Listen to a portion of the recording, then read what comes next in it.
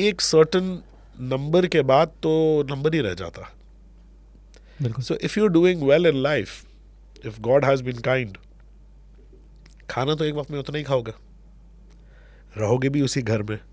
उस घर के अंदर तुम्हारा बेडरूम भी एक ही होगा और उस बेडरूम के अंदर तुम्हारा बिस्तर भी एक ही होगा. अपनी औलाद को इसलिए अच्छी एजुकेशन ना दो क्योंकि तुमने जो है वो अपने भाई बहनों को भी पालना है.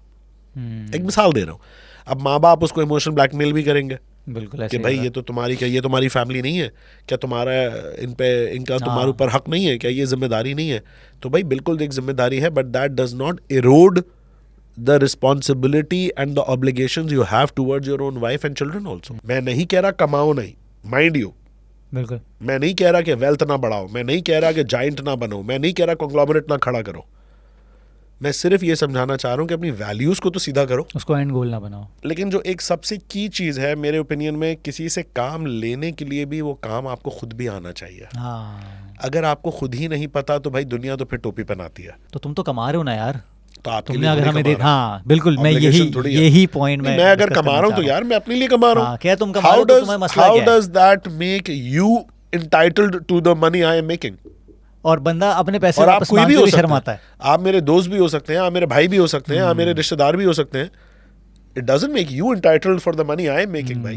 ऐसे ही. Now I do not have to be a chartered accountant to be my CFO, you know. हाँ.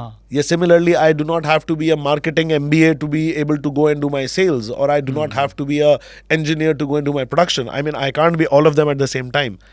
लेकिन जैसे जैसे आप ग्रो कर रहे होते हो वैसे वैसे आपको अपने बिजनेस का पता होना चाहिए. मतलब हमने कभी टिकटॉक से या उस तरह से ना कभी कमाया और ना हमने उसको कोई सोर्स ऑफ इनकम देखा कि जी वो लोग मिलियंस ऑफ डॉलर्स कमा रहे हैं, यू नो, वेस्ट में स्पेशली. बहुत अजीब से तो डायनामिक्स वो एक डायनामिक चल गया. लेकिन what is also valid is कि देखें जी, हर आदमी उसको अपना ब्रेड एंड बटर नहीं बना सकता. अच्छा, अब एजुकेशन एक ऐसी चीज है which gives you a greater stability, greater chance at success in life. Unlike may be वो जो न्यूबीज होते हैं उनको शायद बड़ी जल्दी होती है ये दिखाने की कि यार मैं भी अच्छी गाड़ी चला सकता हूँ, मैं भी वेकेशंस पे गया था, मैंने भी सोशल मीडिया पे देखो बिजनेस क्लास चेक इन मारा है, यू नो, जहाँ इकोनॉमी में रहे होंगे चेक इन बिजनेस क्लास में होगा. तो again I think it depends a lot on the individual, depends on how you been trained, how comfortable you are in your own skin.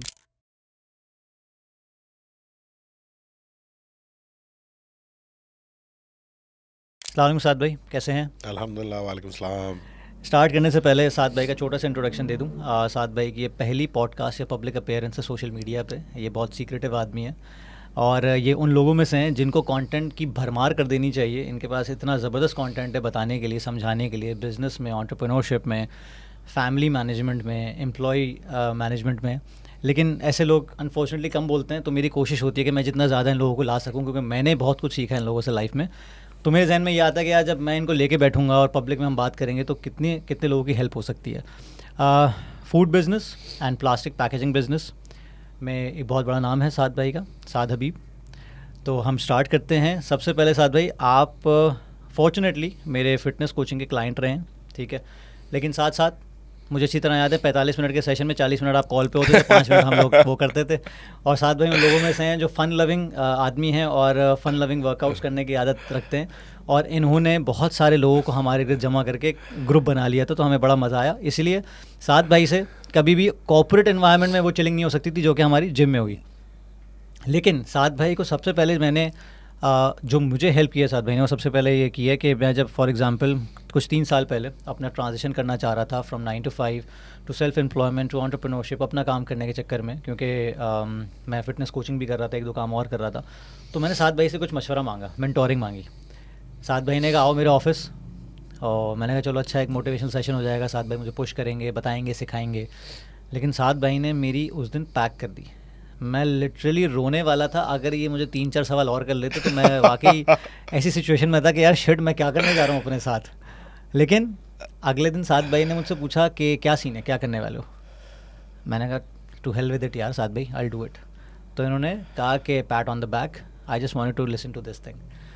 तो साद भाई, लोग मोटिवेशन चाहते हैं और आपने फियर से मुझे मोटिवेट किया. ये क्या फ़िलॉसफी थी? I wouldn't want to use the word fear. But जो चीज़ मैं यहाँ पे क्लैरिफाई करना चाहूँगा वो ये कि लोग रियलिटी चेक नहीं देते. So I think what I did was just give you a reality check. A lot of people जब वो कोई मशवरा मांगते हैं तो वो मशवरा मांग नहीं रहे होते बल्कि वो चाह रहे होते हैं कि सामने वाला वो बोले जो वो सुनना चाहते हैं. And I think that is Validate all कर what I देते didn't do. तो जो आपने उस वक्त मुझसे एक मशवरा मांगा तो मैंने आपको एक हकीकत दिखाई कि भाई जो आप सोच रहे हैं वो अपनी जगह अच्छा है लेकिन उसमें सब अच्छा अच्छा नहीं होता और उसमें ये फैक्टर्स हैं जो कि आपको फेस करने पड़ेंगे. उसमें एक अनचार्टर्ड टेरिटरी है.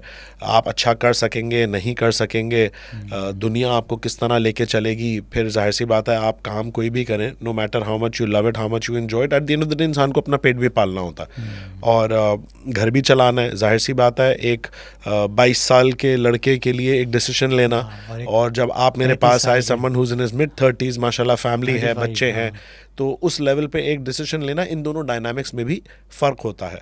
तो आई थिंक मैंने फेयर नहीं दिया था, मैंने रियलिटी चेक दिया था और जैसा कि आपने कहा जब अगले दिन हमारा फिर उस बात पे डिस्कशन हुआ and when you said no I want to do it and then my stance changed और फिर उसके बाद मैंने आपको उसके लिए करने के लिए या सक्सेस के लिए या और अपनी अकल से क्या बेहतरी हो सकती है उसके लिए मैंने आपको गाइड करा.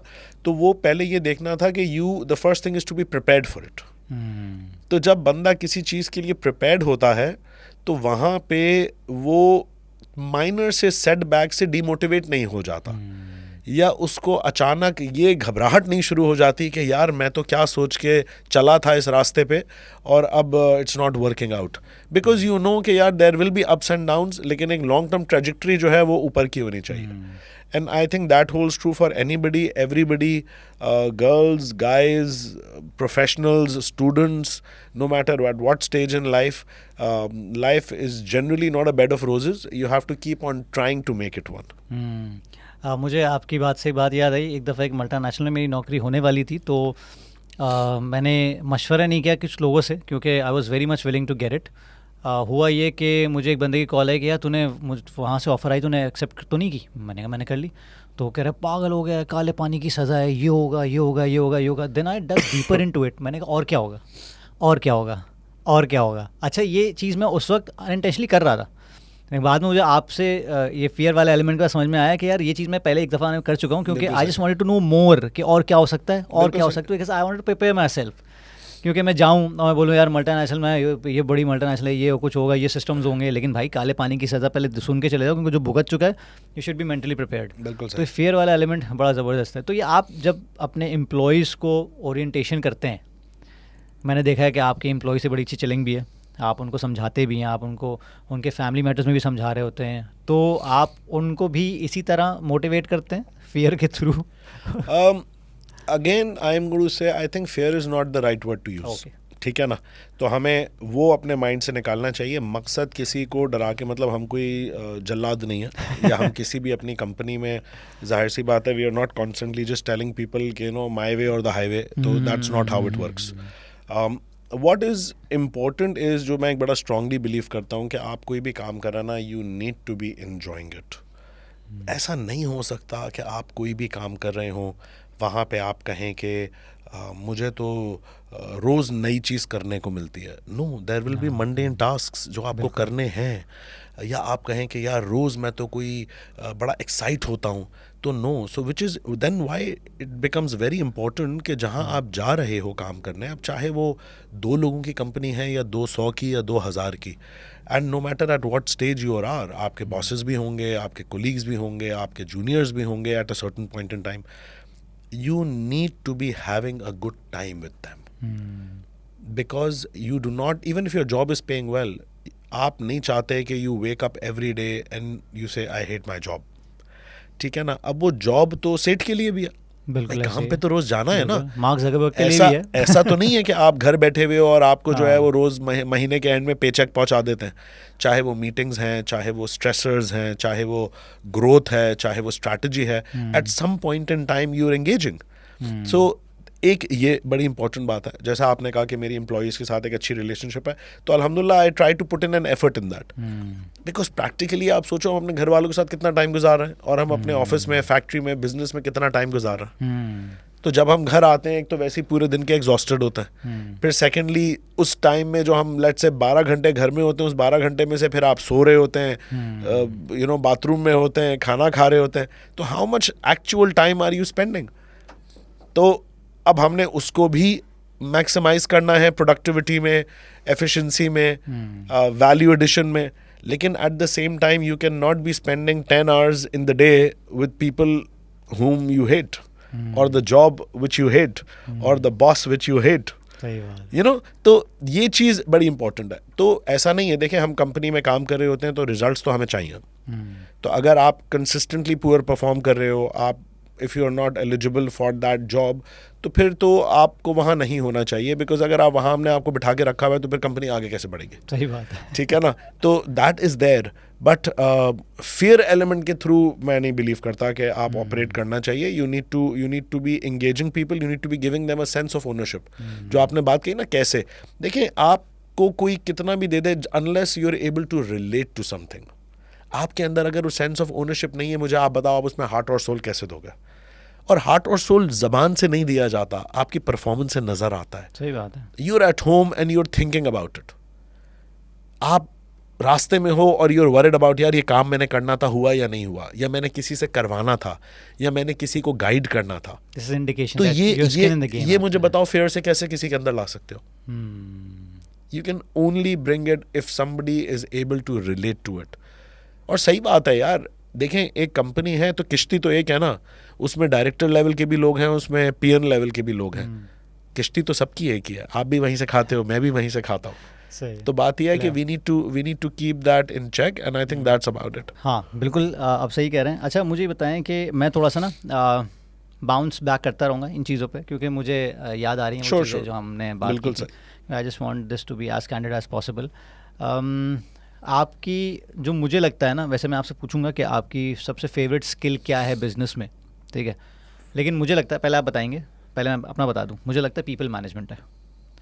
सही है, अब आप मुझे बताएं कि ये है या नहीं है, और अगर इसके अलावा कुछ है तो वो क्या है?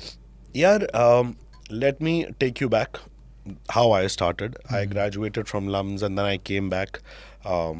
आई जॉइंड द फैमिली बिजनेस।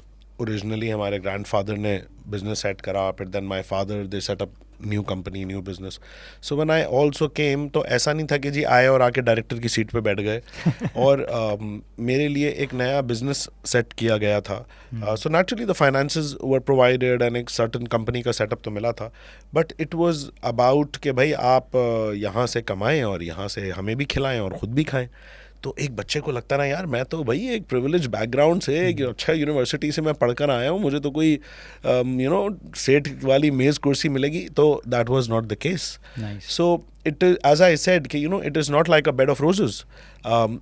तो मैंने शुरू वहाँ से करा, जहाँ पे मैं सेल्स भी देखता था, मैं लोगों को भी देखता था, मैं प्रोडक्शन के अफेयर्स में भी शामिल होता था। जाहिर सी बात है मेरे डिवीज़न में कम लोग थे, तो एक एक के नाम से जानना, उनके साथ एंगेज करना, कस्टमर्स के पीछे मुख्तलिफ शहरों में गली गली घूमना, रिकवरियों को फॉलो करना। So I have done that, and then as I kept on growing, my company kept on growing, naturally आपके रोल्स चेंज होते रहते हैं। तो अब ऐसा तो नहीं है कि जब कंपनी में 10 लोग थे उनसे जो लेवल ऑफ एंगेजमेंट थी, तो जब कंपनी में 100 लोग होंगे तब भी वैसी होगी, और जब 200 लोग हो जाएंगे तो भी वैसी होगी। तो वो तो इंसान ग्रो करता रहता है। एंड लेकिन जो एक सबसे की चीज़ है मेरे ओपिनियन में, किसी से काम लेने के लिए भी वो काम आपको खुद भी आना चाहिए। अगर आपको खुद ही नहीं पता तो भाई दुनिया तो फिर टोपी पहनाती है, नंबर 1। नंबर 2 ये कि whenever you are talking you need to be making sense. आप कोई इतनी ख्याली बातें कर रहे हो कि जो बिल्कुल लग रहा हो यार ये तो किताबी बातें हैं, ये तो प्रैक्टिकली इम्प्लीमेंट नहीं हो सकती, तो उनका कोई फ़ायदा नहीं है। Because you need to be wearing your walk the talk जिसको कहते हैं। तो ये प्रोग्रेस है। And today if you ask me, तो जाहिर सी बात है मैं कंपनी के उतनी निटी-ग्रिटी में नहीं इन्वॉल्व हुआ होता। डे टू डे कोई प्रोडक्शन प्लान जैसे मैं नहीं बना रहा, या रोज़ कोई हर कस्टमर को मैं फ़ोन नहीं कर रहा। कस्टमर्स ऐसे भी होंगे जिनके मैं नाम भी नहीं जानता, मैं कभी मिला हुआ भी नहीं हूँ, तो माशाल्लाह टीम्स हैं जो उनको हैंडल कर रही हैं। तो लेकिन that does not mean that you are not able to manage the whole company. फिर माशाल्लाह हमारा, जैसे मैंने बताया, हमारा फैमिली बिजनेस है. Then my brother when he graduated from his university he came in, तो फिर हमने उधर से डाइवर्सिफिकेशन की तरफ गए. तो पहले हम पैकेजिंग बिजनेस में थे, then we got into food business as well. तो माशाल्लाह फुल टाइम वो वहाँ देख रहा होता है, फुल टाइम मैं पैकेजिंग साइड देख रहा होता हूँ. And naturally then we talk to each other, we update each other on what's going on. तो वहाँ पे भी अल्हम्दुलिल्लाह ग्रोथ आई, यहाँ पे भी ग्रोथ आई. तो डायनामिक्स वक्त के साथ चेंज हो रहे होते हैं. आपका साइज और प्रोफाइल चेंज हो रहा होता है, and you need to be adapting to the new realities. आप ये कहें नहीं यार मैं 2010 में ऐसे ऑपरेट करता था and that worked for me, तो आज भी वही काम करेगा, तो दैट्स नॉट ट्रू. तो यू आर राइट कि अगर आप कह रहे हो कि आज है, तो आज तो मेरे ख्याल में people management is very important, building a good team is very important, networking is extremely important. कहने को तो आप कहेंगे कि यार आप पैकेजिंग बेच रहे हो, तो आप तो मैन्युफैक्चरिंग बिजनेस में हो. And I would say no, we are in probably a service industry, because there are 100 or more than 100, 200 people who are doing exactly the same business I am doing. Then what makes me different? Why do people come to me? So it is the service, it is the reliability, it is the relationship which I have with them, which my team has with them. And that is what I think is partly accountable for our success. बेहतरीन. इसमें से मैंने 2-3 चीज़ें extract की हैं. ख़ास तौर पे आपने एक बड़ी अच्छी बात की कि वो काम मैं जब तक नहीं ले सकता जब तक मुझे नहीं आता. ये बड़ी अच्छी बात है, क्योंकि बहुत दफ़ा लोग क्या करते हैं, वो चीज़ें आउटसोर्स कर रहे होते हैं जो उन्हें खुद नहीं आ रही होती हैं, उसके बाद बेवकूफ़ भी बन रहे होते हैं. यहाँ पे मैं थोड़ा सा देखो करेक्ट करूँ. यू अगेन डिपेंडिंग कि आप काम क्या कर रहे हो, इट इज़ नॉट पॉसिबल. देखें ना, फॉर एग्जाम्पल मैं अब I am not an engineer, I am not a technical guy. So आप मुझसे कहेंगे यार जाके आप प्रोडक्शन करते हो तो मशीन का मुझे बटन भी नहीं पता कौन सा दबाना है ऑन करने के लिए. So you know the task is different. It's not like कि जी मुझे प्रोडक्शन निकालने के लिए पहले मैं वो खुद काम सीखूंगा, उसके बाद मैं एम्प्लॉय रखूंगा वो काम करने के लिए. What I was referring to the fact is कि यार आपको पता होना चाहिए आपके बिजनेस के डायनामिक्स क्या है. सही. So that way you're able to pull the strings better. Yes, now I do not have to be a chartered accountant to be my CFO, you know. Yeah, similarly I do not have to be a marketing MBA to be able to go and do my sales, or I do not have to be a engineer to go and do my production. I mean I can't be all of them at the same time. लेकिन जैसे जैसे आप grow कर रहे होते हो वैसे वैसे आपको अपने बिजनेस का पता होना चाहिए. हर बिजनेस के अपने डायनामिक्स होते हैं, और जैसे मैंने आपको कहा you need to be really invested in it. आप दुनिया में कोई भी काम हाफ हार्टेड नहीं कर सकते. आप जब हाफ हार्टेड करोगे ना, आप देखना उसमें आपको एक्सेलेंस नहीं मिलेगा, आपको उसमें वो शाइन नहीं आएगा. आप शायद कर भी लोगे, हो सकता है जैसे तैसे वो पैसे भी कमा रहा हो, आपका काम चल भी रहा हो, लेकिन people who are invested in it you will be able to see the difference. बिल्कुल ऐसे ही है. और यही मेरा ख्याल से डिफरेंस है एक माइक्रो मैनेजर सेट में और एक प्रॉपर सेट में, क्योंकि हमारे यहाँ जो सेट ओरिएंटेड कल्चर है वो बहुत ज़्यादा माइक्रो मैनेजमेंट पे ज़्यादा बिलीव करता है. मतलब एक एक चीज़ उनको पता होनी चाहिए, हर चीज़ में घुस भी जाते हैं. मतलब they don't know where to let things go. इसकी वजह है ना, इसकी वजह यह है कि यार हम थोड़े में खुश हो जाते हैं. हाँ देखें ना, आप एक दुकान चलाते हैं, बिल्कुल. अब आप दुकान चला रहे हैं and you are making enough money to run your house comfortably, और आपको लगता है यही लिमिट है और यही हो सकता है. अब आप जब उससे आगे ही नहीं बढ़ना चाहते तो आप कह रहे हैं कि मैं परचेज भी सारी खुद करूंगा, तो दुकान के ठिए पे भी मैं खुद बैठूंगा, तो कैश काउंटर पे भी मैं खुद बैठूंगा, तो शाम सुबह आके दुकान की चाबी भी मैं ही खोलूंगा, रात को जाते हुए बंद भी मैं ही करूंगा. तो वैल्यूएशन कहाँ से करोगे? तो फिर कहाँ से करोगे? तो वो सही है, आपका घर चल रहा है बस, ठीक है, but then that's what you are. और ग्रो भी नहीं कर सकते क्योंकि आपको जो कंट्रोल फ्रीक हो गया, आप कभी टीम भी नहीं बना सकते. आप कर ही नहीं सकते बिकॉज अब या तो ट्रस्ट डेफिसिट है, या आपको डेलीगेट नहीं करना आता, या आपको लोगों को, अच्छे लोगों को पैसे देने नहीं आते, कॉम्पनसेट करना नहीं आता. तो ठीक है, you will continue to make enough money. तो अब ये हम एक डिफरेंट कॉन्वर्जेशन का भी टॉपिक आ जाता है कि यार हाउ आर यू ग्रोइंग और हाउ इज़ एनीबडी ग्रोइंग. कोई भी जो अगर ग्रो कर रहा है, तो आज अगर हम लेट से पाकिस्तान के भी बड़े बिजनेसेस के नाम सोचते हैं, कोई भी आप नाम उठा लें, तो माशाल्लाह उनके यहाँ CEOs लेवल के बंदे, CFOs लेवल के बंदे, मैनेजरियल लेवल्स इतने लोग होते हैं, तो सेठ को तो बाज़ पता भी नहीं होता. ठीक है ना. उनका जो CEO है वो तो शायद हफ्ते में एक दिन रिपोर्ट कर देता होगा 2 घंटे को कि जी आपकी इस कंपनी में क्या हो रहा है. 10 कंपनियां हैं, तो जाहिर सी बात है कि हर कंपनी में तो वो नहीं बैठ सकता ना, और एंगेज भी नहीं हो सकता। वो एक अलग स्ट्रेटेजिक लेवल पे ऑपरेट कर रहा है, नई एक्विजिशंस के ऊपर, नई नेटवर्किंग के ऊपर, लॉज के ऊपर, कम्युनिकेशन के ऊपर। हम अभी हंसते हैं कि अंबानी के बेटे की शादी हो रही थी, तो वहाँ पे हम देखते हैं कि दुनिया का हुज हू आ रहा था, बिल्कुल तो वो भंगड़ा डालने तो नहीं आ रहे थे, ऐसे ही है। सारा स्ट्रेटेजिक है ना। अप्रोच थी तो सारी। वहाँ पे अब कहने को वो पार्टी हो रही है, शादी हो रही है, तोहफे तहफ एक्सचेंज हो रहे हैं, लेकिन आम आदमी की नज़र से हो रहे हैं वो। लेकिन वो कितनी स्ट्रेटेजिक लेवल पे बिल्कुल। गेम हो रहे थे वहाँ My पे, God, है ना। तो वहाँ पे एक सलाम दुआ हो गई, और एक आपने कार्ड एक्सचेंज कर लिया, या आपने शिरकत कर ली, या आपको इतनी इंपॉर्टेंस दी गई कि आपको इनवाइट किया लाइफ गया, टाइम अपॉर्चुनिटी है। तो it is going to open so many So new many doors. roads for बिल्कुल those ऐसे ही। companies and those individuals, and that is how it was working. तो बात यही है कि आप इंटरैक्ट भी कर रहे होते हो, कनेक्ट भी कर रहे होते हो, but you need to be delegating and moving on, because अगर आप हर काम खुद करोगे तो भाई फिर एक 10 लोगों की कंपनी 100 लोगों की भी नहीं बन सकती, बिकॉज आप कहोगे कि यार मैंने तो हर काम खुद करना। तो you need to delegate, you need to hire good people, you need to trust them, you need to compensate them well, and then you will see that your company is growing. अच्छा, मुझे उसमें बताएं कि बहुत दफ़ा companies employers ये कह रहे होते हैं कि यार we want our employees to be entrepreneurial, मतलब they should have entrepreneurial mindset, और उनको काम बिल्कुल इस तरह करना चाहिए जैसे उनका अपना बिजनेस है। तो वो कौन सी ऐसी वैल्यूज़ इन्फ्यूज़ करनी चाहिए एम्प्लॉयज़ में जहाँ पे, और बंदे को खुद भी प्रैक्टिस करनी चाहिए जहाँ पे एंटरप्रेन्योरियल कल्चर यार देखें, इसमें हम थोड़े से 2 एलिमेंट्स पे आ जाते हैं। एक है एंटरप्रेन्योर होना, और एक है कुछ एंटरप्रेन्योरियल माइंडसेट या वैल्यूज को इंस्टिल करना। Those are 2 very different things. Not everybody is made to be an entrepreneur, बिल्कुल ऐसे ही, and there is nothing wrong with it also. बिल्कुल। तो अगर कोई आदमी जॉब कर रहा है और कोई उसको कहे कि, या बिलिटलिंग अंदाज में कहे भाई तू तो नौकरी करता है, तो ये आई बिलीव टोटली गलत बात है, ठीक है ना। You could B doing a brilliant job and you could be brilliant at your work. Maybe if you will try to become an entrepreneur, you're going to fail miserably, because it is not whether you're a hard worker or not. It is not कि आपको अपने काम का पता है या नहीं पता. काम तो आपको पता है, इसीलिए तो आप अच्छा जॉब कर रहे थे. लेकिन एंटरप्रेन्योर बनने के लिए एक माइंडसेट अलग है, और उसमें एक हैवी रिस्क एलिमेंट आता है. उसमें आपके स्टेक्स बहुत हाई होते हैं. उसमें maybe some people are very good at doing a job themselves, but when you're an entrepreneur and when you're leading a company, you need to be able to get people to do the work also. तो ज़रूरी नहीं है कि अगर आप खुद बहुत अच्छे हो किसी काम में तो आप लोगों से भी उतना अच्छा काम ले सकें. बिल्कुल ऐसे. तो फॉर एग्जांपल अगर हम बिल गेट्स की मिसाल करें, even when he was at Microsoft, चलो अब नहीं है, and he started off as a software engineer, but as a CEO of the company he was not doing the programming himself, you know.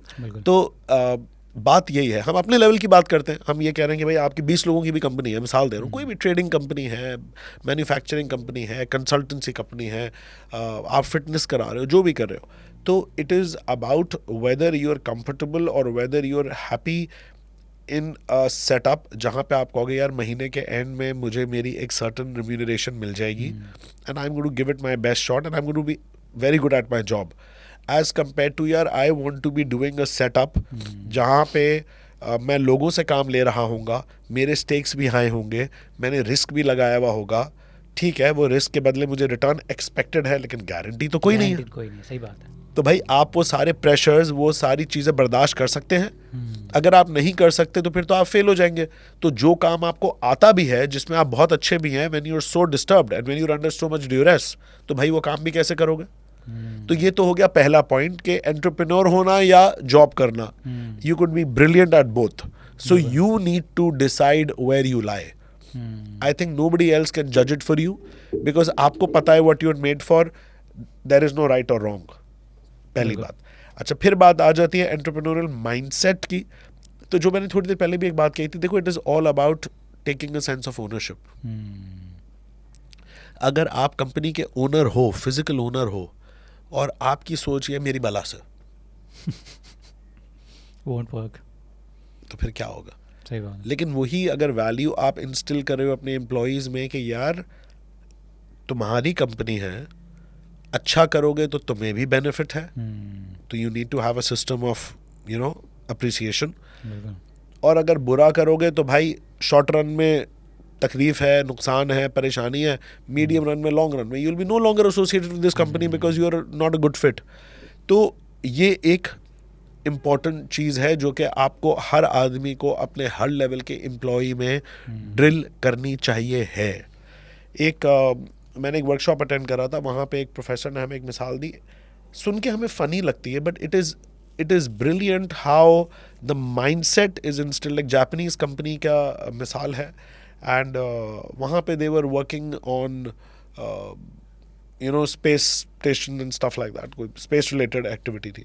तो somebody walked in that company और वहाँ पे उन्होंने जो है वो एक बंदा स्वीपर काम कर रहा था. तो उसने उसे ऐसे ही पूछा कि so what do you do in the company और what do you people do. तो ही डिड नॉट से कि यार मैं तो झाड़ू लगाता हूँ, मैं तो पोछा लगाता हूँ जी, मैं तो पीएन हूँ, मेरा काम तो बाथरूम साफ करना है. ही सेड वी वर्क और we are working to send man to space station. Attitude. तो हमें ये कुछ हजम नहीं होता. अबे यार ये तो कुछ ज़्यादा ही लंबी हो गई, है ना, हमारा मिजाज है ना, अबे यार ये तो ज़्यादा ही लंबी हो गई. But that is how they operate. कि एक पीएन भी एसोसिएट कर रहा है कि जी कंपनी का गोल क्या है. नाइस. तो मैं कहने को तो पोछा मारो और वो पोछा ही मार रहा था, लेकिन they are aligned with what the company believes in. Beautiful. And that is what I'm talking about. And it is an ongoing activity. Why is it an ongoing activity? As I said, the company's size is changing, new dynamics are emerging, you need to adapt. New employees are coming all the time, old ones are moving. एक rotation तो चल रही होती है ना, वो तो काम का हिस्सा है. तो ये तो नहीं हो सकता भाई पुरानी लॉट को तो सब पता था, नई लॉट को तो अनजाने हैं. तो they need to be continuously aligned. Orientation training. फिर वो आपकी एक फैमिली बन जाती है. तो भाई ये भी तो नहीं हो ना कि डिसजॉइंटेड है, किसी को पता है किसी को नहीं पता, कोई अलाइंड है कोई नहीं है, कोई उससे अप्रिशिएट करता है, कोई उसको कहता है नहीं ये तो गलत है. तो all of them need to be at the same page also कि यार हम कैसे काम करना चाहते हैं. बिकॉज कोई भी धंधा है उसकी टारगेट मार्केट होती है. बिल्कुल बिल्कुल. आप फिटनेस इंडस्ट्री में हो, अब फिटनेस इंडस्ट्री में 5 किस्म के लोग हैं जो काम कर रहे हैं. कोई कहेगा यार मैं तो जी जिम में ट्रेनर करवाता हूँ. कोई कहेगा यार मैं भी ट्रेनर हूँ लेकिन मैं तो सिर्फ बूट कैंप कंडक्ट करता हूँ. कोई होगा जो कहेगा भाई मैं तो लेट्स से ऑनलाइन फोकस करता हूँ, that is my business model. कोई कहेगा कि यार मैं तो ट्रेनिंग ही नहीं करता, मैं तो लेट्स से सिर्फ ट्रेनिंग फैसिलिटीज़ को मैनेज करता हूँ, मेरे तो भाई मल्टीपल जिम्स हैं मेरे. तो इंडस्ट्री है कि मॉडल्स डिफरेंट है, हर एक का अपना है. तो कोई राइट है कोई रॉन्ग है? नहीं बिल्कुल नहीं, सही बात है. तो अगर मैं आपको कहूँ यार ऐसे नहीं काम होता, ऐसे होता है जैसे मैं कर रहा हूँ, तो भाई there is no one right answer. So अगर आपकी टीम मेरी टीम को देख के कह रही है हम तो गलत कर रहा है,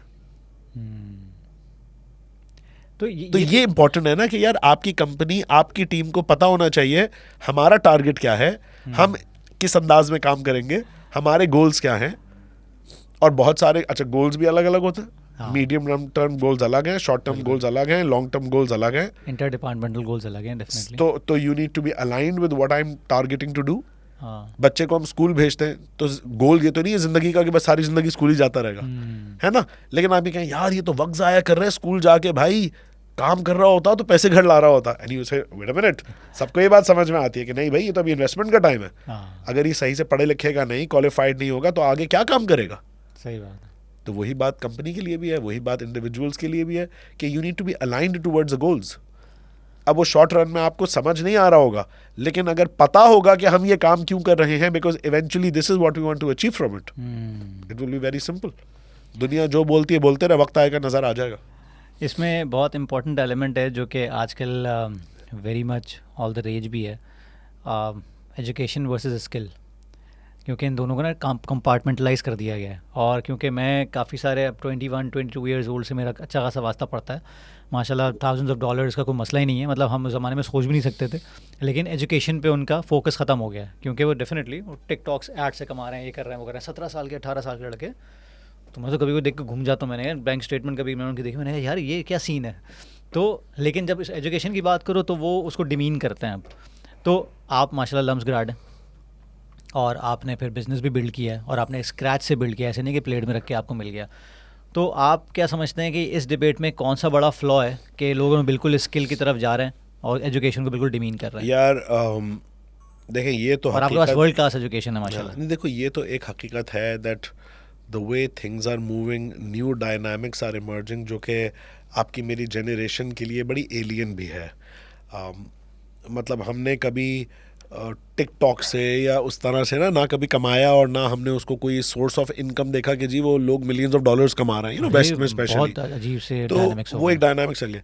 लेकिन what is also valid is कि देखें जी, हर आदमी उसको अपना ब्रेड एंड बटर नहीं बना सकता।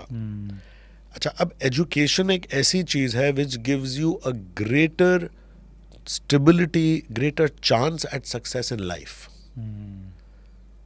अब आप ये कहें कि यार ऐसे तो साथ भाई MBAs भी हैं जो कि अच्छी जॉब उनकी नहीं लगती, तो मेरा सवाल यह है कि यार कंपेयर कर लो, कितने लम्स के ग्रेजुएट्स हैं जो कि फारिग बैठे हुए हैं या अच्छी जॉब में नहीं है, और कितने अनपढ़ लोग हैं जो फारिग हैं और अच्छी जॉब में नहीं है। हाँ, सही बात। And that is what is important ना, कि यार you want to give yourself a chance to get the best out of life, and education is a very important part of that. Because education is not just about कि जी आपने test में appear कर लिया, या आपने अच्छी college university में जाके जो है वो आपने कोई पर्टिकुलर ग्रेड में। अब मुझे कोई आज पूछे यार आपने मैनेजमेंट ऑब्जेक्टिव्स आपको याद हैं, उसके पॉइंट्स गिनवा दें, नहीं भाई नहीं याद। कोई मुझसे कहेगा यार आप वो कैलकुलस का फलाना फॉर्मूला आपको याद है, नहीं भाई नहीं याद। It is not about that, it is about that a good university और a good education is teaching you how to learn. Learn what? उस वक्त आप कैलकुलस पढ़ रहे थे, आप फाइनेंस पढ़ रहे थे, आप जो भी साइकोलॉजी पढ़ रहे थे, but when you get to learn to take pressure, when you learn to deal with people, आप प्रोजेक्ट्स में काम कर रहे होते हो, हर आदमी होगा जिसने प्रोजेक्ट्स में काम करा होगा जो कहेगा यार हमारे 4 लोगों के ग्रुप में ना 2 बड़े फ्री राइडर थे।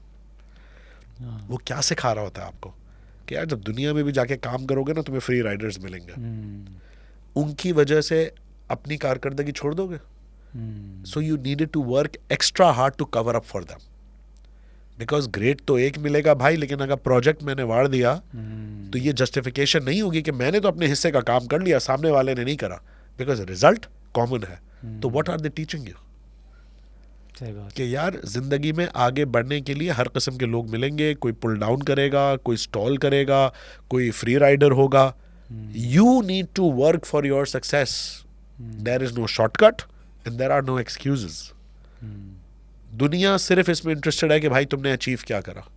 कोई अपने गली में तख्ती लगा के नहीं घूमता कि यार मैंने ये करा था लेकिन वजह ये हो गई, मैंने यूं एफर्ट करी थी लेकिन वो यूं काम नहीं करा, मैं तो जी बड़ा मेहनती हूं लेकिन वो जो मेरा पार्टनर है ना वो साला बड़ा कोई गलत आदमी है।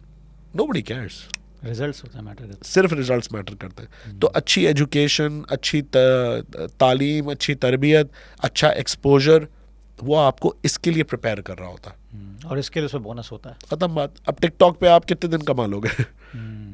और अगर एजुकेशन से बैकग्राउंड है आपका तो आपको ये पता है कि उसको इटर्निटी तक किस तरह लेके चलना है और जाहिर सी बात है, बिकॉज देखें अगर हालात चेंज हो रहे हैं तो बिजनेसेस भी तो चेंज हो रहे हैं, एल्गोरिथम्स चेंज, कारोबार भी तो चेंज हो रहा है, स्ट्रैटेजीज भी तो चेंज हो रही हैं। तो अब वो आपको कौन सिखा रहा है? सही बात है, वो एजुकेशन से ही आएगा। वो एजुकेशन जो आप कर चुके, तो you will not go back and open जी पेज 54 वाली स्ट्रैटेजी निकाल लो, बट वो सारी एक्सपोजर जो था उसने आपको ग्रूम कर दिया इन चैलेंजेस को डील करने के लिए। सही। चाय पी ले, देख ले गरम है थोड़ी। जी जनाब। सही है। अच्छा, इसमें बीच में एक और चीज़ आई जो आपने एक ज़माने में आपने मुझे बताया था, मुझे याद पड़ता है ये आपने मुझे बताया था, बताइए, कि जो मेहनत तुम आज करोगे ना वो तुम्हारे बच्चे और उनके बच्चे खाएंगे। सही है, तो ये मत सोचना। हाँ, ये आपने ही कहा था मुझे। मैंने आपको इसलिए बताया था, and I think this is very relevant in professional life. चाहे आप फिटनेस इंडस्ट्री में हो, चाहे आप कारोबार कर रहे हो, इसका जो क्रक्स है ना वो समझने का ये है कि यार do not compare your day to somebody's day 30। अगर हम एक ग्रेडिंग की बात करें और लैडर पे 100 स्टेप्स हैं और आपका टारगेट है कि मैंने तो 100 पे पहुंचना है, तो भाई जिस दिन शुरू करोगे तो फिर 2 पे जाओगे, 4 पे जाओगे, 8 पे जाओगे, बट जो आदमी तुमसे पहले का शुरू हुआ हुआ है, तुम अगर उससे अपने आप को कंपेयर करोगे तो सिर्फ रोते ही रहोगे। तो अगर हम फिटनेस में बात करें, let's say somebody who has been working out for 10 years, can you compare to someone who just started 2 months ago? No. Similarly, if you're looking at someone who is a second generation, third generation successful businessman, मैं ये नहीं कह रहा कि वो कोई failure थे पहले भी. Somebody who's a third generation successful businessman and you are starting to be an entrepreneur, what is the likelihood that you will match them? बिल्कुल कभी नहीं. It's very difficult. You can be very lucky. You could be the first generation businessman who does really well.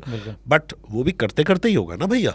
बिल्कुल ऐसे ही है. तो मैं आपको ये कह रहा हूँ कि एफर्ट आपने पूरी करनी है, लेकिन आप एक थर्ड जनरेशन बिजनेसमैन को कंपेयर करें, यार इस आदमी को देखो, ये तो कितना चीता है, ये तो कौन सी गाड़ी में घूमता है, ये कैसी वेकेशंस लगाता है, इसकी तो इतनी बड़ी कंपनी इसके बाप ने इसको लगा के दे दी, मेरे पास तो वो रिसोर्सेज नहीं है.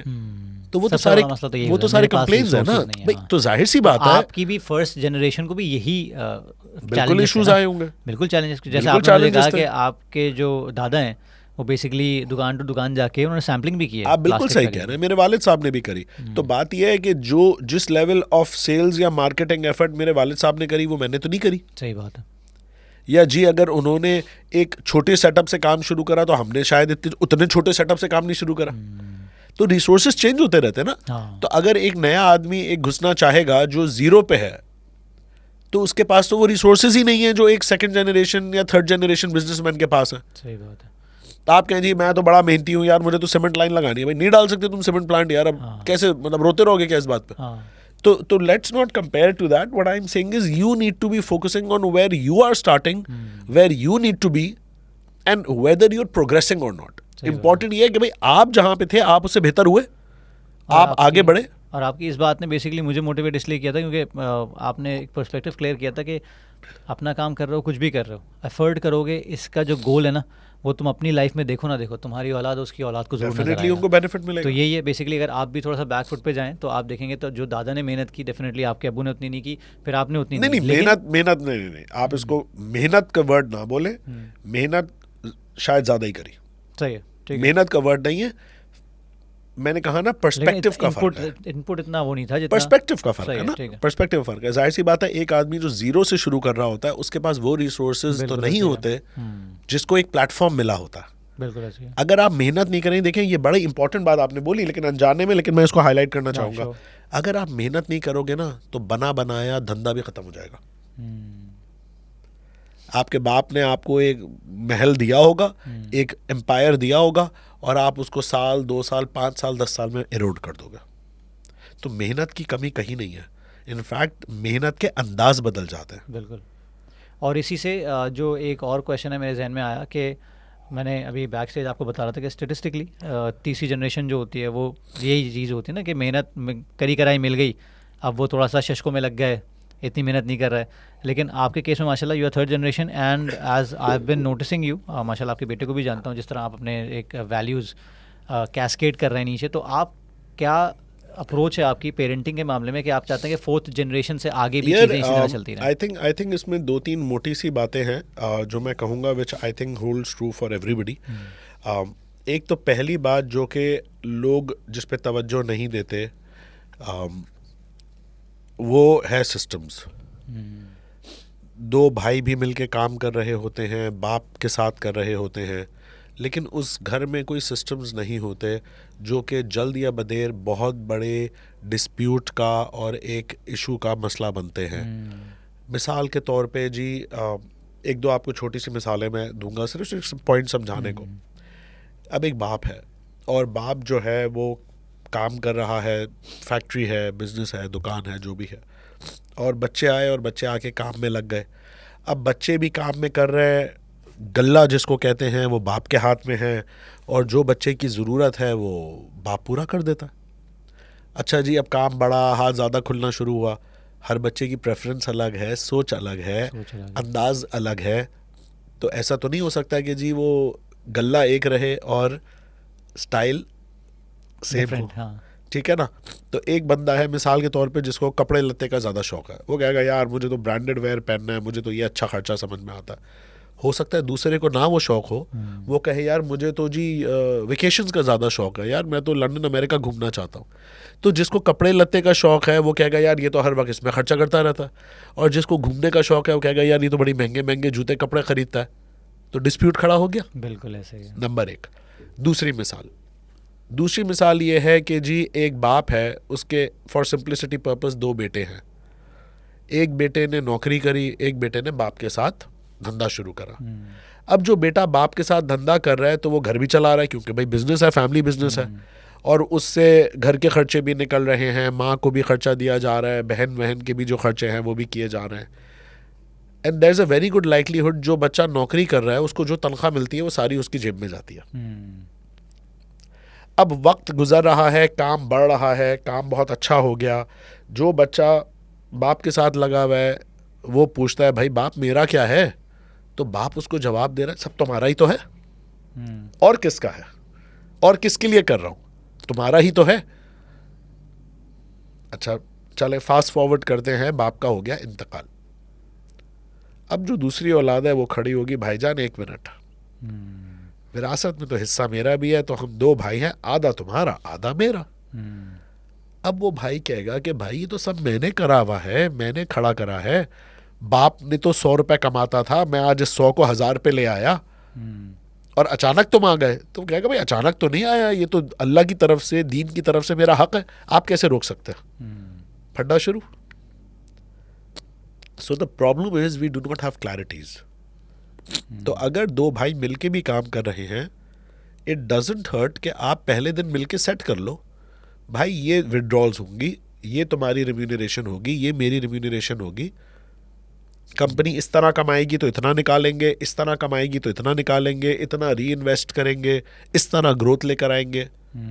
जो तुम्हारा पैसा उससे जो तुम्हारा दिल चाहे तुम करो, जो मेरा पैसा उसमें जो मेरा दिल चाहे मैं करूं।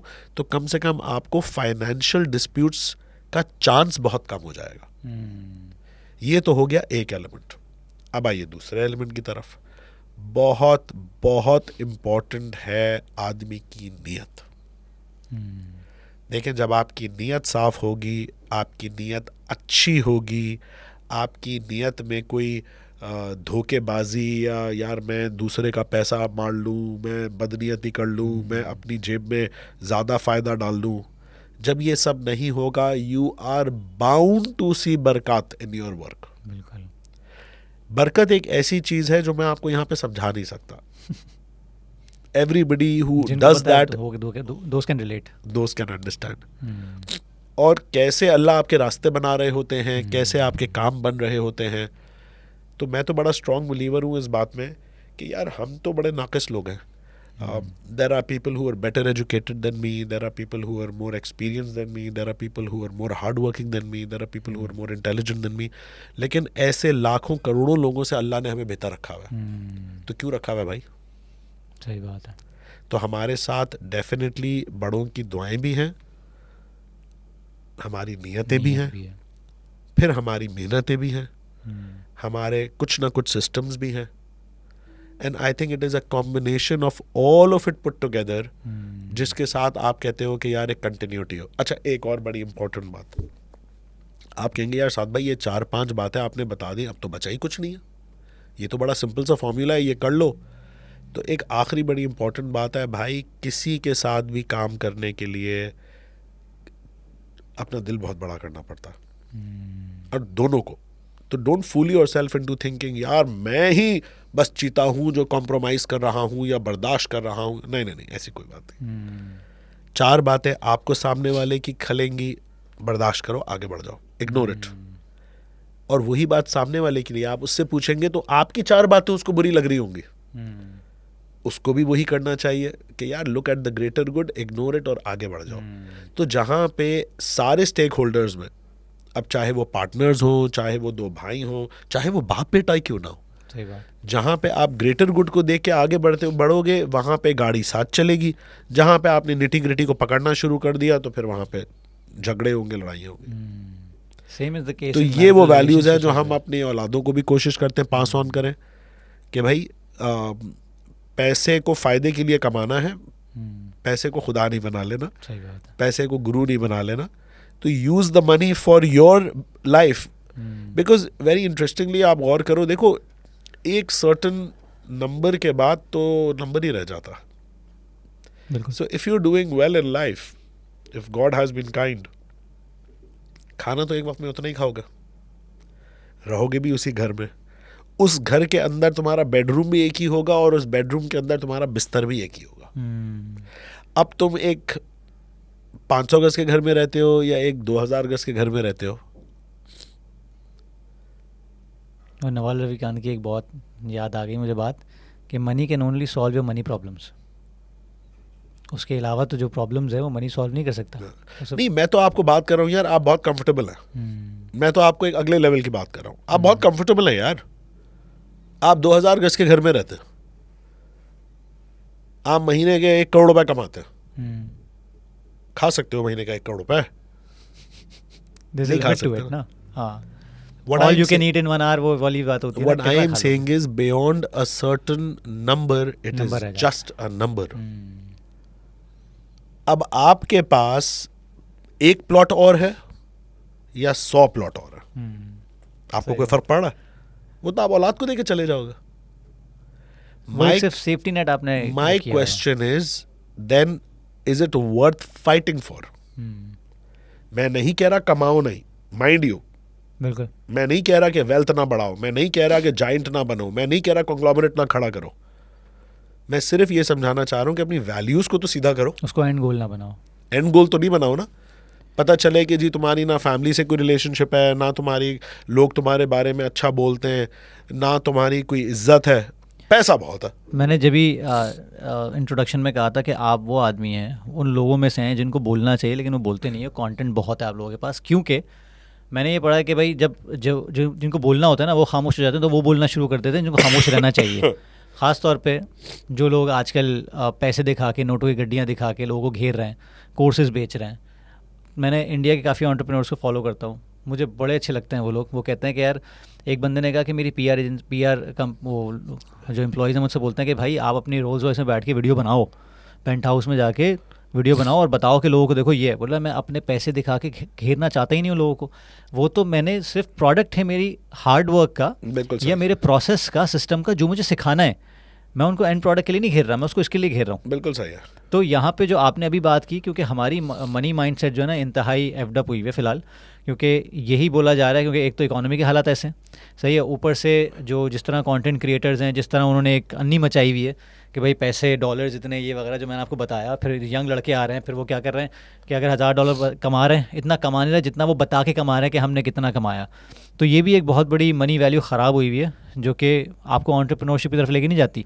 ये सिर्फ आपका एक प्रोसेस कर रही है आपको क्या है, पैसा चाहिए पैसा चाहिए, but at the end of the day कितना पैसा चाहिए। आपने बड़ी अच्छी बात बोली। देखो पैसे का एंड तो कोई है ही नहीं।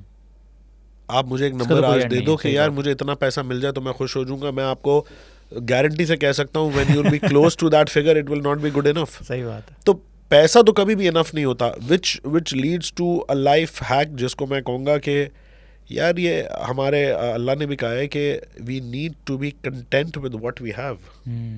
Why? Not for my good और your good, for everybody's own good. आपके पास जो भी आज है, आप सिर्फ इसी फिक्र में रो रहे हो कि आगे किस तरह वो बढ़ जाए, तो आपने अपना आज का वाड़ दिया। सही बात है। अब अगर आज आप नहीं एंजॉय कर रहे तो मुझे एक बात बताओ, 60 साल की उम्र में आ भी बहुत गया, तो जो तुम 30 साल में कर सकते थे, 40 में कर सकते थे, 50 में कर सकते थे, वो तो टाइम निकल गया। सही बात है। नंबर 1। नंबर 2 ये कि यार देखो अल्लाह का निज़ाम है, हर आदमी एक जैसा नहीं हो सकता। बिकॉज अगर हर आदमी एक जैसा हो गया तो दुनिया तो चलेगी नहीं। सही बात। तो बात यह है कि अब हम अगर उस निज़ाम से लड़ना शुरू हो जाएं कि यार why am I not the $1 billion man, ऐसे ही है। तो फिर गाड़ी नहीं चलेगी ना यार। तो बात यह है कि हर आदमी किसी ना किसी तरीके से दूसरे पे डिपेंडेंट है। अगर आपका ड्राइवर, आप डिपेंडेंट है कि यार वो मुझे कहीं पहुंचाएगा, तो आप पे वो डिपेंडेंट है कि भाई ये सेठ से मुझे तनख्वाह मिलेगी तो मेरा घर चलेगा। तो दोनों एक दूसरे पे डिपेंडेंट हैं, बट लेकिन अगेन एज आई सेड, अल्लाह का निज़ाम है कि सेठ होगा और उसका ड्राइवर होगा। तो keep working hard and keep trying for better, but भाई उसके चक्कर में आज को तो मत ज़ाया कर दो। जो मैं कह रहा था कि भाई एंजॉय वर्क ऑल्सो, क्या मकसद था कि यार आज तो एंजॉय कर लो। एंजॉय का मकसद ये नहीं है कि पार्टी कर लो। सही बात है। एंजॉय का मतलब ये है कि भाई make the best of what you have.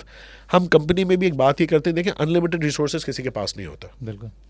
Unlimited ख्वाहिशात ज़रूर हो सकती हैं, तो मैं ये कंपनी में लोगों को बड़ा कहता हूँ कि यार don't tell me what we can't do, given the resources let's come up with the best we can do. ये हो जाता तो ये कर लेंगे, अरे भाई नहीं है ना, नहीं है तो आप क्या बैठे रहेंगे हम? जो है हमारे पास उससे तो बेस्ट आउटपुट निकालो।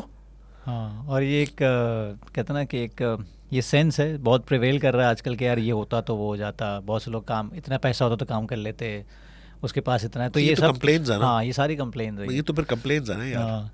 अच्छा, मुझे बताएं कि एक दफ़ा एक ज़माने में आपने मुझे बताया था, और इससे मेरी भी काफ़ी ओरिएंटेशन हुई थी, ख़ासतौर पे हमारे यहाँ ना एक कन्वेंशनल विजडम है कि फ़ैमिली जो होती है उसके लिए, फॉर एग्जांपल अगर एक बंदा कमाता है, दूसरा बंदा नहीं कमाता है या कम कमाता है, ठीक है, अब एक बंदे को कह दिया वो नाकार है, कोई मसला नहीं, तो उसका बोझ भी उस बंदे पे आ गया।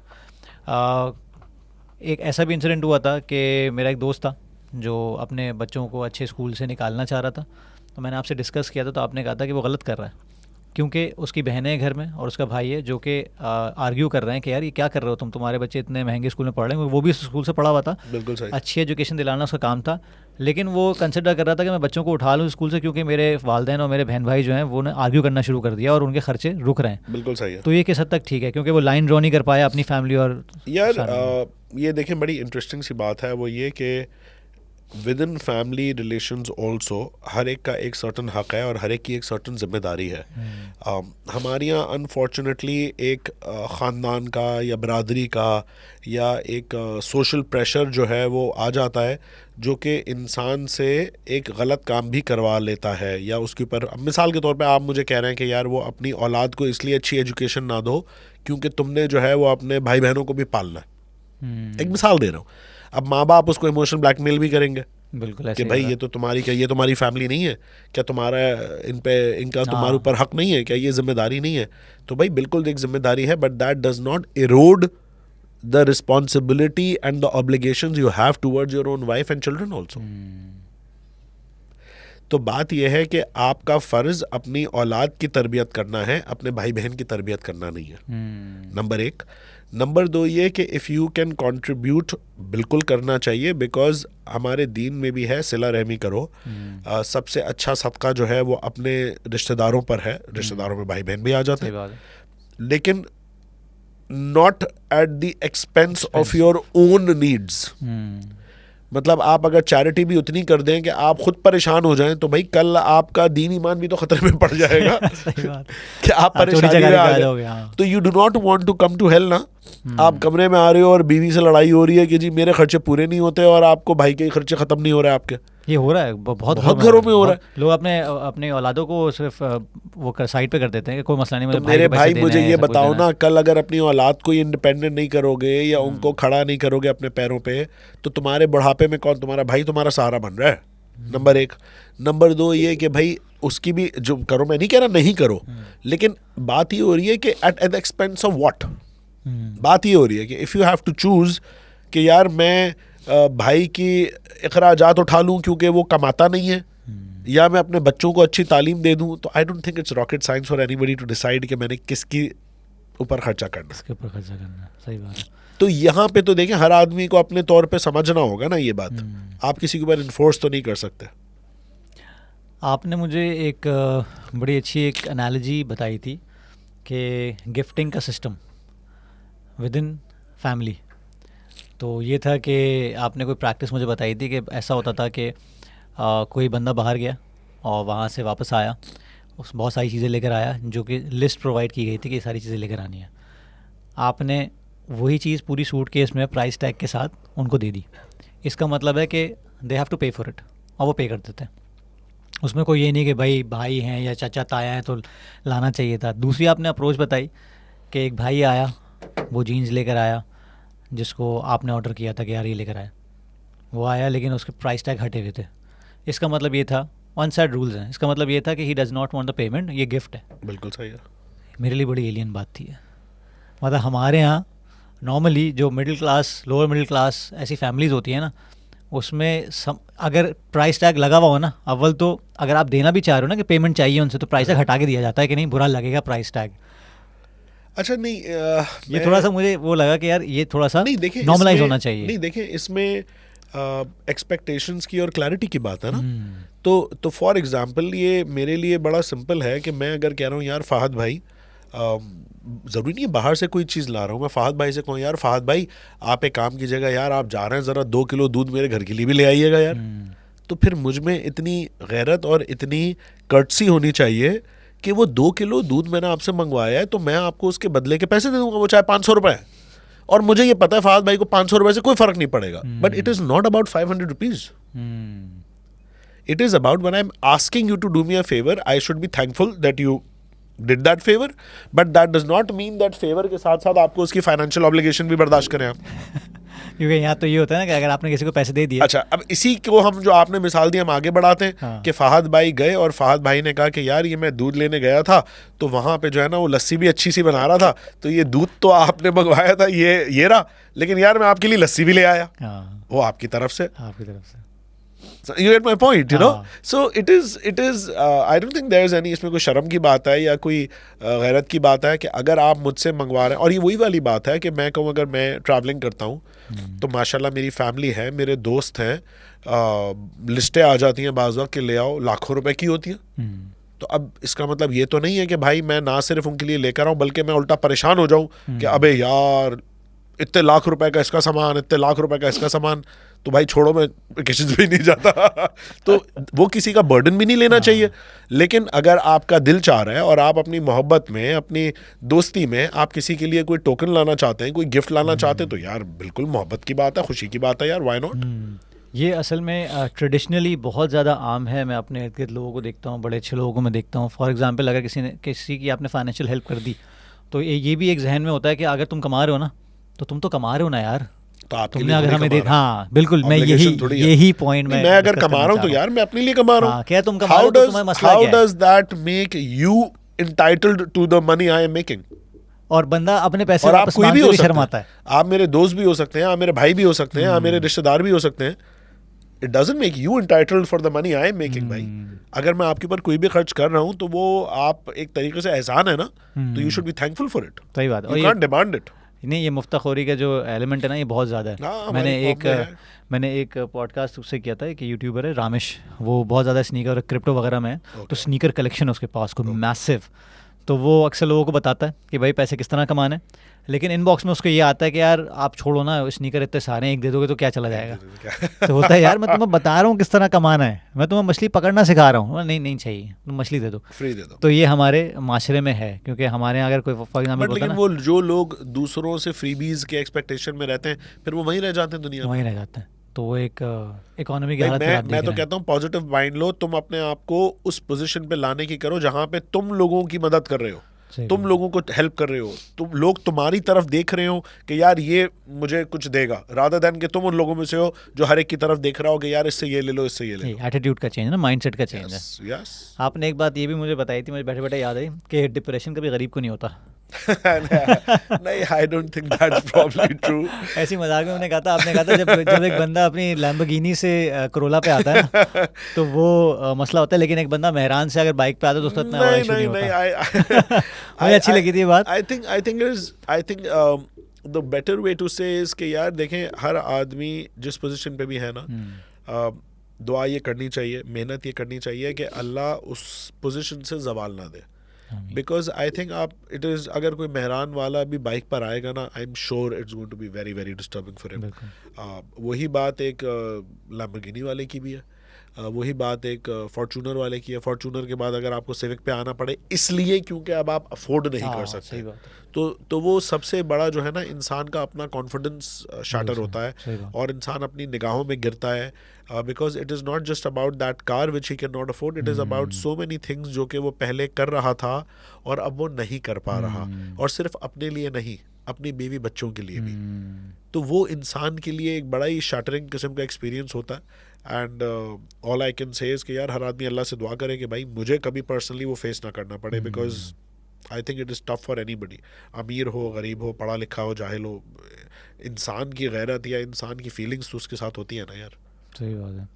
और यही चीज़ मुझे समझ में आती है जब मैं आप लोगों के साथ या फिर जितने भी बिज़नेस ओनर्स हैं वगैरह जो कि ट्रेडिशनल बिजनेसमैन हैं और सेकंड जनरेशन थर्ड जनरेशन के, इनमें ना कभी मैंने ये नहीं देखा कि पैसे का दिखावा, मैंने एक चीज़ नोट की, मैंने एक यूट्यूबर को फॉलो करता हूँ, उसने कहा था कि अमीर वो होता है जिसके पास पैसे होते हैं, अमीर वो नहीं होता जिसके पास चीज़ें होती हैं।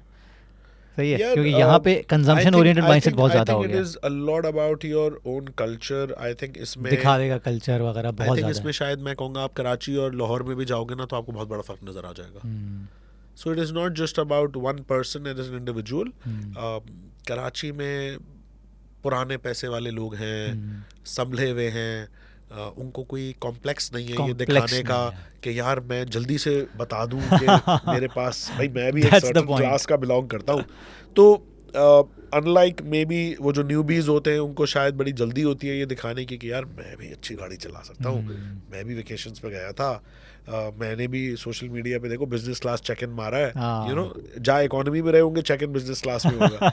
तो again I think it depends a lot on the individual, depends on how you been trained, how comfortable you are in your own skin. आपके पास जितना भी पैसा है आपको उससे ज़्यादा दिखाने का शौक है, या आप कंफर्टेबल हो कि यार जो है मेरे पास है, मुझे किसी कॉम्प्लेक्स थोड़ी है कि मैंने जाके किसी को जस्टिफाई करना है कि मेरे बैंक अकाउंट में 1000 रुपए हैं या लाख रुपए हैं या करोड़ों में, जो है वो मेरे लिए है। सही बात है। तो ये I think individual to individual की बात है या एक कल्चर की बात है। साद भाई इसको रैप अप करते हैं, फाइनल क्वेश्चन, क्योंकि आई होप कि काफ़ी सारी चीज़ें हमने डिस्कस कर ली जो मैं चाहता था। हमने फैमिली ओरिएंटेशन भी डिस्कस की, जॉब भी डिस्कस की, अब थोड़ा मैक्रो की बात कर लेते हैं। बहुत सारे ऐसे लोग हैं जो अपना करियर स्विच करना चाहते हैं, एंटरप्रेन्योरशिप में आना चाहते हैं, बिजनेस स्टार्ट करना चाहते हैं, जॉब स्विच करना चाहते हैं, कुछ भी है, लेकिन पाकिस्तान में रहते हुए चैलेंजेस के मद्देनज़र उनको अपॉर्चुनिटीज़ नज़र नहीं आती। तो हाउ शुड दे थिंक यार to make the most of it? यार इसमें I think there is one thing which I would like to just share with everybody. There is no good और बैड इंडस्ट्री पर से। किसी भी business में, हम food business में हैं, आप कहोगे कि यार माशाल्लाह आपका बिजनेस तो बड़ा अच्छा चलता है, भाई कोको चाइन है आपका, तो आप लोगों की तो एक नाम है, पहचान है, हम जाते हैं तो रश भी लगा हुआ होता है। But for every good restaurant there are 10 restaurants which are closing down. बिल्कुल। तो किसी भी अच्छे को देख के ये समझना कि यार ये तो बेंचमार्क है और सब ऐसे ही होते हैं, तो ऐसा नहीं होता। Same goes for packaging, same goes for textiles. कोई होगा जो अच्छा कर रहा होगा, कोई होगा जो बंद हो रहा होगा। तो आप कोई भी काम करें, you need to have a USP कि यार मेरी स्ट्रेंथ क्या है, मैं किस बेसिस पे बेचूंगा। अपने आप से सिर्फ इतना तो सवाल कर लो कि यार मैं ये काम करने शुरू जा रहा हूँ, why would anybody come to me. तुम्हारे पास जवाब तो होना चाहिए। मैं फिटनेस ट्रेनर बनने जा रहा हूँ, why would anybody come to me. और अगर तुम्हें खुद नहीं पता, तुम सिर्फ ये सोचो नहीं यार करोड़ों लोग हैं कराची में, कोई तो आ ही जाएगा, तो फिर तुम फेल हो जाओगे। सही बात है। और इस इंडस्ट्री में पैसा बहुत है तो नंबर 1, बिकॉज अगर तुम्हें नहीं पता कि तुम्हारे पास कोई क्यों आएगा, तो बाकी में कोई भी क्यों आएगा। सेल्फ अवेयरनेस का लेवल हाई होना चाहिए। तो number 1। Number 2, there is no shortcut to hard work. आप घर में बैठेंगे और आप चाहेंगे कि मेरा धंधा चल जाएगा। देखो स्मार्ट वर्क भी हार्ड वर्क तो है ना। मेरा कहना तो ये है कि स्मार्ट वर्क आता ही हार्ड वर्क एक्सपीरियंस से। देखें hard work is not menial work. तो हम वो जो एक पुराने अंदाज में कहते हैं कि जी पत्थर को कंधे पे लेके चल रहे हो तो वो हार्ड वर्क है, और उसको लीवर से पुल कर लिया तो वो स्मार्ट वर्क है। But that does not mean कि आप कहें जी मैं तो अब दिन के 2 घंटे काम करूंगा क्योंकि मैं स्मार्टली काम करता हूँ। भाई तुम स्मार्ट काम कर रहे हो, तुम्हारी आउटपुट एक नॉन स्मार्ट वर्कर से 5 गुना ज़्यादा है, तो अगर तुम 2 घंटे की जगह 8 घंटे फिर भी काम करोगे तो इमेजिन कि तुम्हारी आउटपुट क्या होगी। तो भाई हार्ड वर्क तो फिर भी करना है ना, स्मार्टली और नॉन स्मार्टली। सही बात है। तो ये बड़ी दूसरी बात है कि आप अय्याशियों में ना पड़े। तीसरी बात ये है कि you will find a lot of people around you who will pull your leg, who will distract you. आपकी अच्छी मेहनत पे भी वो आपको तंज कर रहे होंगे। अबे यार तुम तो हमसे अब मिलते ही नहीं हो, अबे यार तुम तो अब गायब हो गए हो, अरे यार तुम तो बस हर वक्त सिर्फ काम ही में लगे रहते हो, भाई छोड़ो यार तुम तो लूजर हो। नहीं लूजर नहीं हो, बड़े हो तुम तो बड़े आदमी हो, या तुम तो बड़े आदमी हो। इस तरह की बात करते तो स्टूडेंट लाइफ में भी होता है ना, जो बड़ा पढ़ाकू होता है बाकी बच्चे उसको कहते हैं भाई ये तो लूजर है। तो आई एम जस्ट सेइंग कि यू नीड टू फोकस यार what you want in life. It's as simple as that. Because जो आदमी शॉर्टकट ढूंढ रहा है या जो आदमी उतनी मेहनत नहीं कर रहा, फिर शायद वो 5 साल बाद 10 साल बाद वो वहाँ नहीं होगा जहाँ आप होना चाहते हैं। तो भाई आपके गोल्स जब कुछ और हैं तो फिर आप हर एक से मशवरा तो नहीं ले सकते, सही बात है। आप हर एक को फॉलो तो नहीं कर सकते। तो बात यह है, एक आदमी दरख्त चढ़ना चाहता है और एक आदमी तैराकी करना चाहता है। अब तुम दरख्त चढ़ने की टिप्स अगर तैराकी से वाले से लोगे तो वो तो तुम्हें नहीं दे सकता ना यार। सही बात है। तो बात यह है कि वो भी आप देख लें। फिर चौथी बात यह आती है कि देखिए डायनामिक्स हर वक्त चेंज हो रहा है। There is never a time जब अपॉर्चुनिटीज ना हो। तो ये कहना बस यार आज ये अपॉर्चुनिटी है, भाई आज ये है, कल कुछ और होगी, कल कुछ और होगी। तो अपनी आंखें खुली रखें, बिकॉज आपको अपॉर्चुनिटी को भी ग्रैब करना होगा और उसको इनकैश करना होगा। आप मुझसे कहेंगे यार साद भाई आप किसी को मशवरा देंगे वो रेस्टोरेंट बिजनेस में आ जाए बिकॉज आपका तो अच्छा चलता है। मैं कहूँगा यार अपना होमवर्क करके आना, मेरे रेस्टोरेंट को देख के मत आना। सही बात है। पैकेजिंग बिजनेस में आ जाए, आपका तो अच्छी फैक्ट्री चलती है, भाई अपना होमवर्क कीजिएगा। आपको कोई जस्टिफिकेशन समझ में आती है, फिजिबिलिटी बनती है तो ज़रूर आइएगा। देखम देखिए मत आइएगा कि जी उसका धंधा चलता तो मेरा भी चल जाएगा। देखें ये वाली बात कर दी ना आपने, जो मैं कह रहा हूँ कि आजकल लोग दिखा रहे हैं ना पैसा दे के, पैसा मतलब देखो मैं कितना पैसा कमा रहा हूँ, तो लोग जा रहे हैं कि पैसा मिलेगा। आप ही बात ही नहीं कर रहे, आप ही बात ही नहीं कर रहे। आप कह रहे हैं कि भाई प्रोसेस देख के आना, मेरा पैसा देख कर मत आना है, मुझे देख कर मत आना। अपनी अकल इस्तेमाल करके फिजिबिलिटी बना के, और वही वाली बात जैसे मैंने आपसे कहा, why would anybody come to you. सही बात है भाई मुझसे वो काम कर रहा है, आपने मशीन डाली तो वो कल से मुझे छोड़ के आपके पास आ जाएगा। एक सवाल है ना मेरा, मतलब नाइकी के अगेंस्ट आप नेकी लेके चले गए तो नेकी के पास कैसे आएंगे जब नाइकी है। तो बस तो बात ये है, तो you need to do that. फिर उसके बाद जाहिर सी बात है जैसे मैंने कहा, नीयत साफ रखें, मेहनत पे कॉम्प्रोमाइज़ ना करें, एफर्ट कंटिन्यूस रखें, अल्लाह से दुआ करें, and I think that's about it. ज़बरदस्त साद भाई, थैंक यू वेरी मच। मुझे नहीं लगा कि मैं किसी पॉडकास्ट पे बैठा हूँ, मुझे लगा कि मैंने आपके ज़माने बाद एक और सेशन किया और सारी चीज़ें मेरे सामने दोबारा रिफ्रेश हो गई हैं। प्लेजर, ऑलवेज अ और प्लेजर। आई होप कि ऑडियंस ने भी मज़े उठाए होंगे, कुछ इन्जॉय किया होगा, कुछ वैल्यूएबल लर्न किया होगा। एंड अगेन अपने कमेंट्स से आगाह करते रहिएगा। कुछ ऐसा कंटेंट है, कुछ ऐसी चीज़ इसमें आपको नज़र आई जो कि आप चाहते हैं we have to elaborate upon, तो हमारे पास डेफिनेटली गेस्ट की लिस्ट है, we will continuing calling them. तो इंशाल्लाह स्टे इन टच। मैं इजाज़त चाहूँगा साद भाई से, थैंक यू सो मच, और इजाज़त चाहूँगा आपसे। थैंक यू सो मच, खुदा हाफिज़।